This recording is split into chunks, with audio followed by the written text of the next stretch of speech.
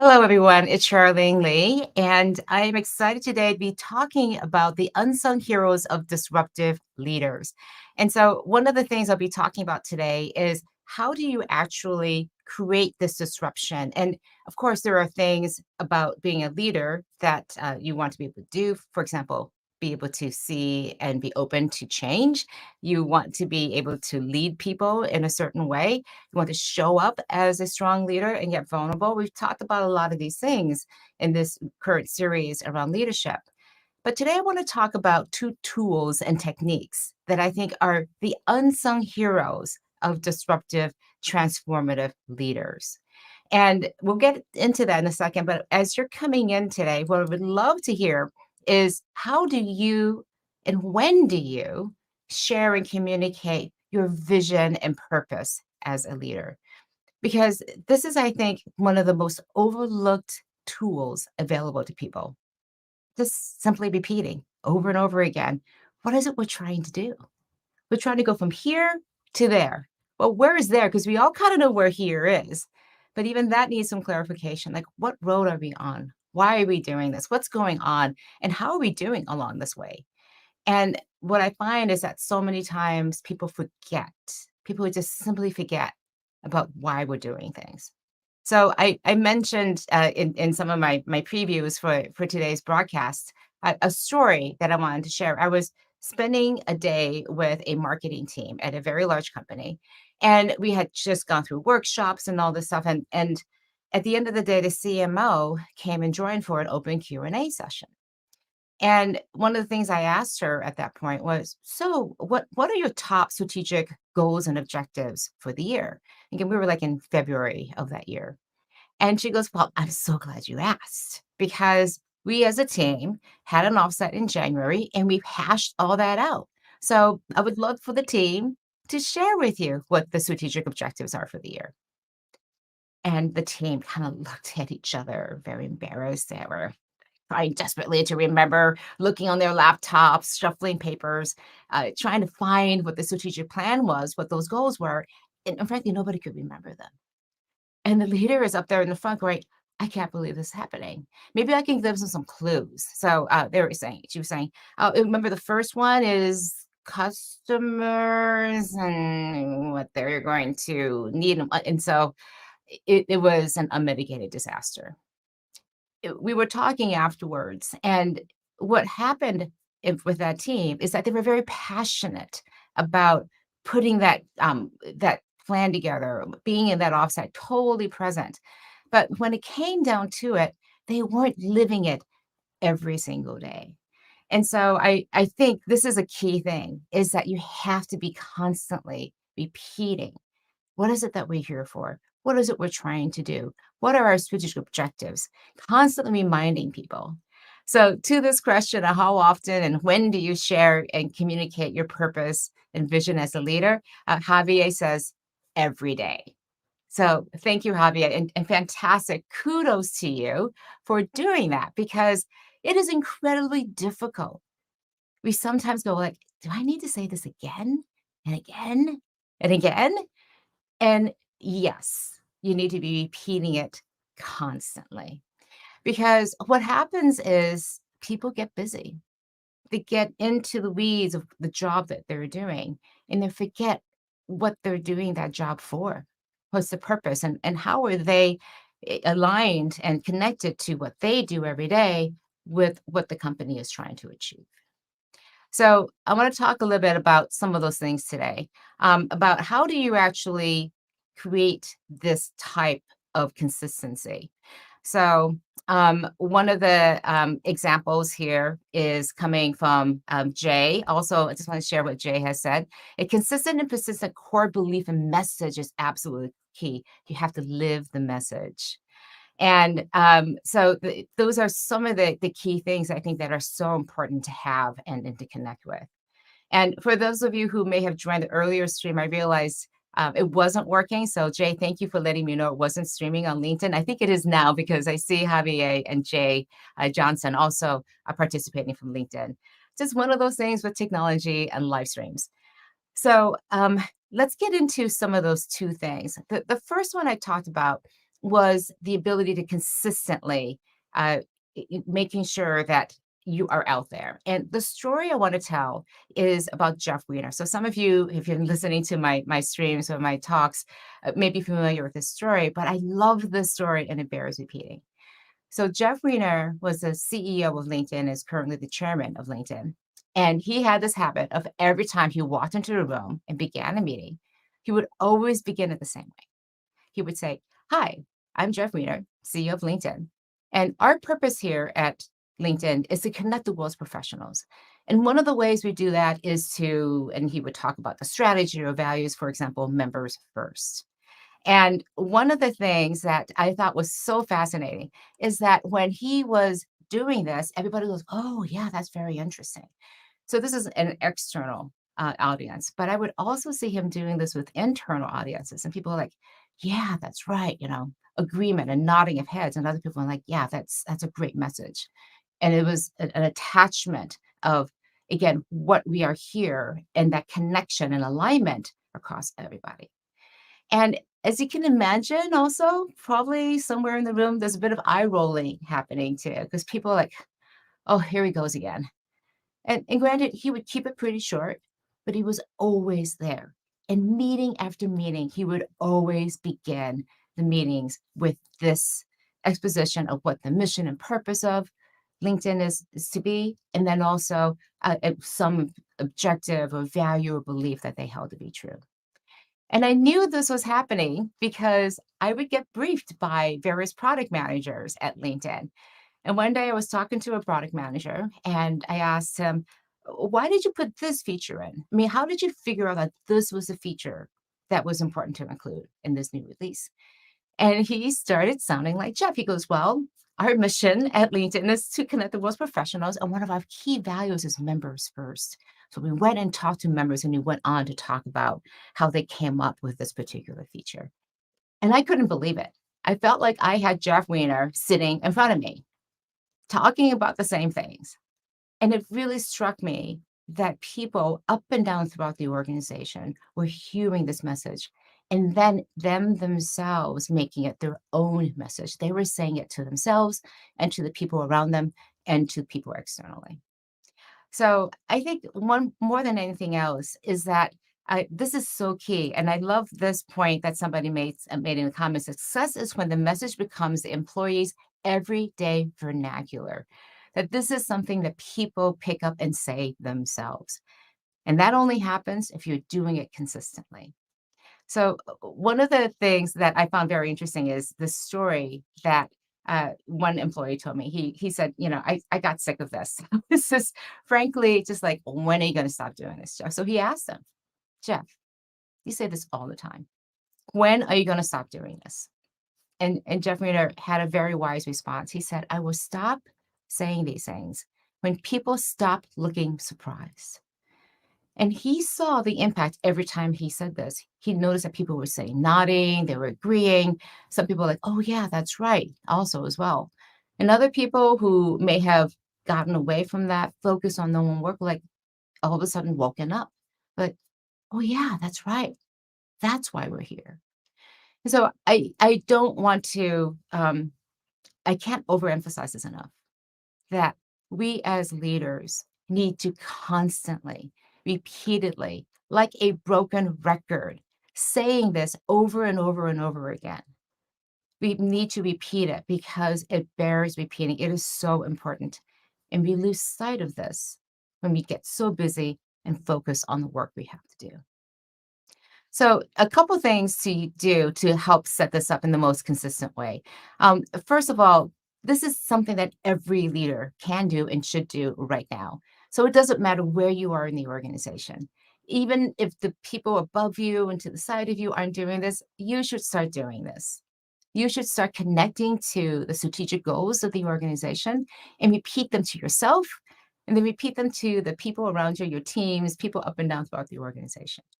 Because where's it going to start otherwise? If you wait for the people at the very top to do this, you may be waiting for a while.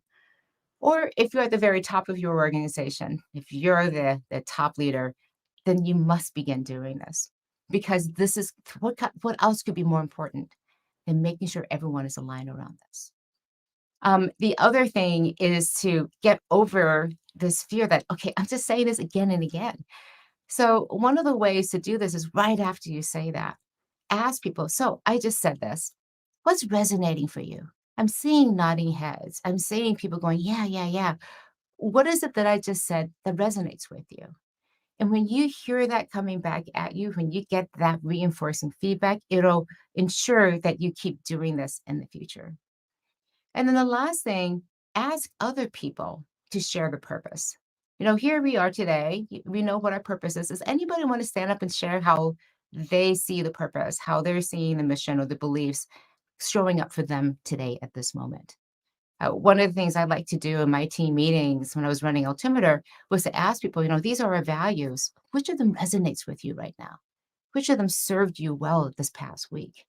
This is how we begin our meetings to create that connection and alignment again around things that are important to us. So I would love to hear some other things. I'm just going to, I see a couple other comments here. Let's see. We've got this great comment coming from Lehen. I've been practicing. So hopefully I'm getting it right. Consistency builds trust, character, and it strengthens the company culture. So that consistency is a key thing to be doing around repeating constantly around this.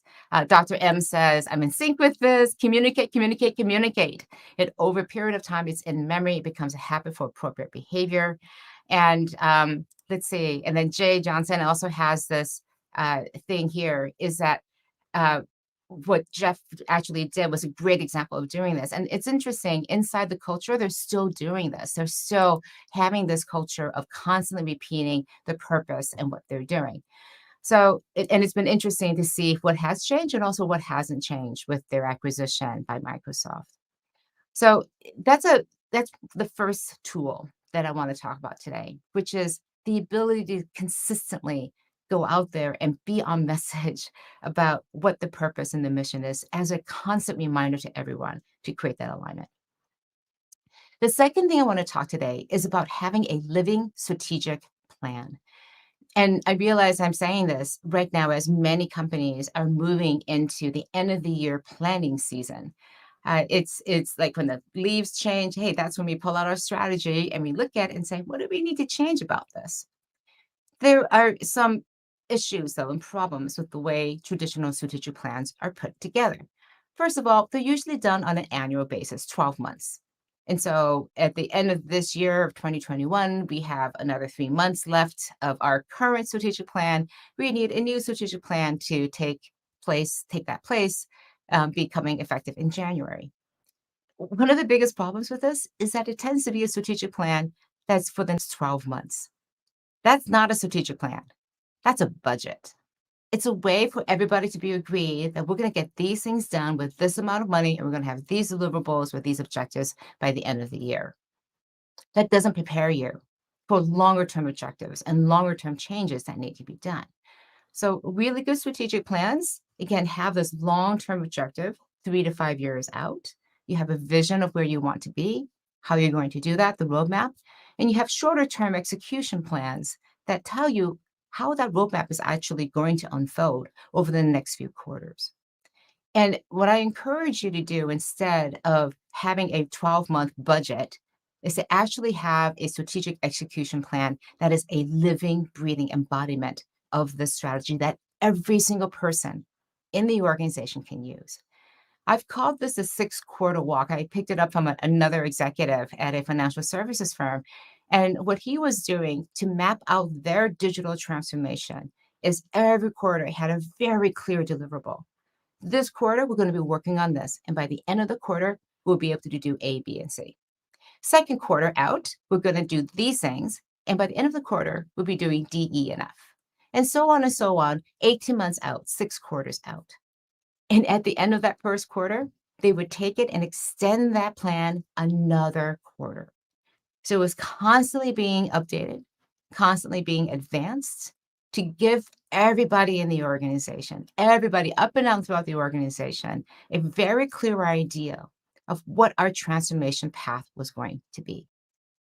And one of the benefits about this is that, first of all, it brings the laggards along to say, if you're not participating in this, you're going to fall behind because the next quarter we're working on new things. So you're going to have to get on the bus. There's no sense in trying to slow walk this because we're going to keep moving. We got to keep moving to stay on track.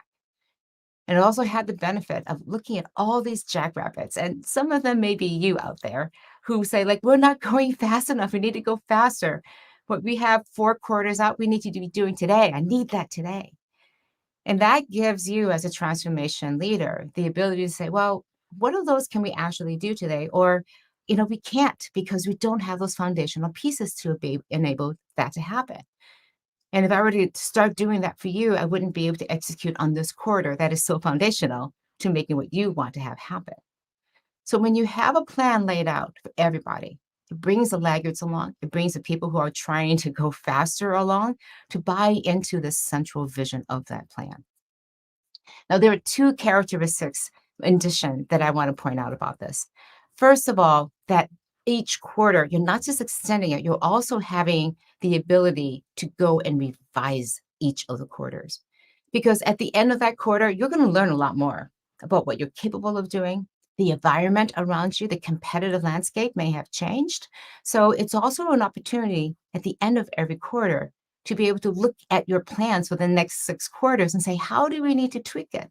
How do we need to revise this, given the fact that we know so much more now than we did 3 months ago?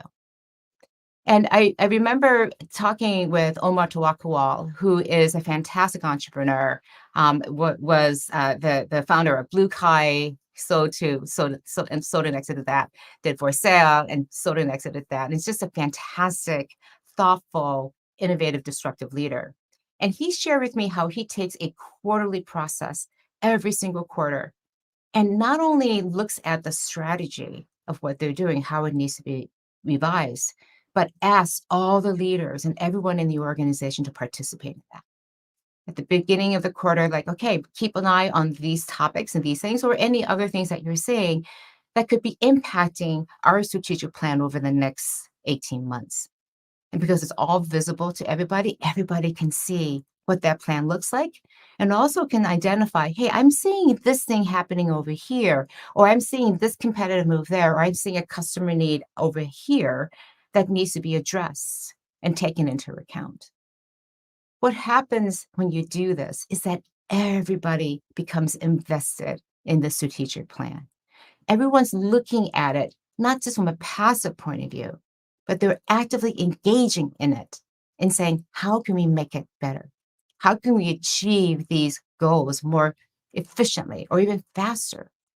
How do we actually have to change our strategy and be comfortable with these changes and how it's going to have implications going down the road? And I saw this in real time because I was getting briefed by Omar and what he was doing on a fairly regular basis every 6, 9 months, because they were doing so many things differently. When he came back one point, the strategy had done a significant pivot. And I asked him, where did this come from? And that's when he was talking about his strategic process. And it turned out it came from a conversation that we were having. And I was asking about some of these things. And he put them on the list of things that they should be watching. And when they saw that customers were actually moving in this direction, that's when it triggered the strategic change. Now, that is not something you can do on an annual basis. It's not something you can do unless you have this practice, this tool available to you of a strategic plan that allows you to continuously update it. So a couple things to do around this is to, first of all, think about this fall. If you're curious about how to set this up, use this coming fall with your strategic planning process and look at ways that you can change it up. And simple thing to do is just extend it for 18 months. Go beyond the 12 months and have a detailed plan every single quarter so that you're already setting up that 6 quarter walk. And then the second thing is to set up a process to update that strategy, to look at it on a fairly regular basis. Now, it may be too much to go to quarterly at this point, so maybe you do a mid-year review, but you set up the process along the way to say, we're going to get ready for that. We're going to look at this strategy with a critical eye. We're going to use it every day so that we can see, is it working? Is it not? Are we on track? And be able to revise this at the half-year mark to be able to change that. And I think that another thing is to make this strategy as broadly understandable as possible. I can't tell you how many times when I said, Show me your strategic plan," and I get a 100-page PowerPoint deck. That's not a strategic plan. That's a detailed operating manual. A strategic plan is one that's laid out in very clear language that everybody up and down throughout the organization, every director, every manager, every employee can look at that, understand it, and see their own personal role in making that strategy come true. It becomes this living document that people take into account every single day. It guides them to ensure them that they're on the right track. And it provides and resonates with them so that they understand how they are contributing to it. And so the last thing I would say is to set up these rituals, these ways where you can surface up because everybody knows what the strategy is. Also treat these rituals. I call them rituals because it's not a process that's hard to remember. Rituals are baked into the things that we do on a regular basis. So it may be at the beginning of check-ins, one-on-ones. It may be the beginning or at the end of a team meeting. But bake into it ways to look at that strategy with a critical eye. What are you all seeing that is supporting our strategy? What are the things that you're seeing in your day-to-day work that cause you to question what's happening with this strategy? Collect those ideas and then make sure there's a way to put them up and down throughout the chain of command so that these ideas as feedback, these insights have a place to go. Because when you do these things all together, what happens is you start having, again, that communication that we talked about consistently about what the strategy is, but also the strategy itself becomes what it needs to be, something that everybody makes their own, something that is living and breathing and meaningful to people. And they'll never forget it. Because if I were to walk into one of your team meetings and I were to ask all of your employees, so tell me what your strategic objectives are. How are you going to get to that point? What's your role in that? Will they be able to answer? Will they give me a coherent answer that you are going to be extremely proud of because it's a reflection that everybody is aligned and understands what that strategy is. And more importantly, they understand how they are contributing to that and focused everything that they do around the objectives. So I just want to look at some of these comments here. I've got a couple more. Again, if you have any questions or comments, we'd love to hear about them. So Marissa says, sometimes as a leader, those who have been around for a long time have forgotten foundational elements or cannot recall how those may have evolved over time. It's helpful to periodically remind both old and new where that information can be located. And that's a great example, Marissa. Thank you for saying that. Just because you've been around for a long time doesn't mean that you actually know what's going on. And so it's good to remind people like, okay, this is what we're trying to do. And to do this again as frequently as you can. And Jay also says here that's more often than not, there's a disconnect between the strategy and the operation plans, oftentimes an indication of dysfunctional culture. I think that's absolutely true because not only dysfunctional culture, but I think also a lack of leadership focus on making sure that these two things are absolutely aligned with each other. Because that operational budget becomes such a constraint sometimes. Because I hear from people halfway through the year, I would love to go and pursue this new opportunity or to address this oncoming threat, but my budget is locked in. And there's nothing I can do about that until the beginning of the new year. And that to me is just insane that you have done this to yourself. You've imposed these constraints in order to create some semblance of accountability when it's actually probably the worst thing to do. What if the accountability were to be around the outcomes, to be able to define the outcomes, not about whether you hit the budget or not, but whether the certain outcomes were there. And you can have these strategic discussions then that say, we have this emerging threat. We have this amazing opportunity we could pursue. How do we need to shift our priorities in order to address these threats and opportunities? But if you're so locked into a strategic plan that there's no flexibility for that, that is a very fragile organization that is not going to be capable of dealing with all the disruptions that come at it. So I just want to just say again, thank you so much for all of the comments here today. It's been an interesting and great discussion. We will be going back to the regular time and programming for next week. So next Tuesday, October 26th, at the regular times of 9 a.m. Pacific, 12 o'clock Eastern time, we'll be discussing why successful leaders build movements. And I am very passionate about this because we as leaders, we don't think of ourselves as movement makers. And we'll talk next week about why it's so important and also step by step how to do it. So all the best this week. I encourage you to go out and go out there and share the message. I would love to hear from you in the comments to this live stream. How is it going? Did you put in extra effort this week to go and say the purpose and the mission, to communicate what this is more consistently? I would love to hear from you how you're changing up the strategy planning process to make it much more of a living process, something that's continuous rather than episodic. The reason I love hearing about this is I want to hear how it's working, what's not working, because this is how I do my research. This is how I learn more and how we can all learn from each other too as well. So have a great week, and I look forward to talking to you again. Take care.